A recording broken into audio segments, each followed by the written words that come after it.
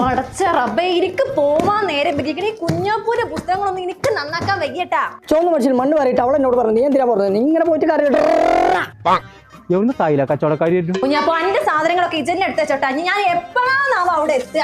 എനിക്കാണെങ്കിൽ എന്ത് പറത്തിയിടണം. എങ്ങനെയാണ് ഈ പെച്ച് നോമ്പോറ്റായിട്ട് വെയിലത്ത് ഇങ്ങനെ പണിയെടുക്കണേ?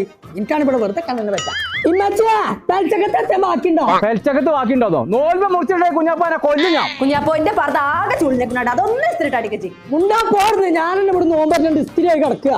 അഞ്ച് ലഭിപ്പാനും കാര്യം ഞാൻ എപ്പോഴോട് പറഞ്ഞു കണ്ടച്ചി കൊണ്ടാച്ചേ അങ്ങനെ വായിക്കുക. ഇപ്പച്ചാ എന്തേ സമൂസന്റെ ഉള്ളത്തെ ഉള്ളിൽ നിന്നാ നോമ്പൂരില്ല. സമൂസ ഉള്ളി മുറിച്ചിക്ക്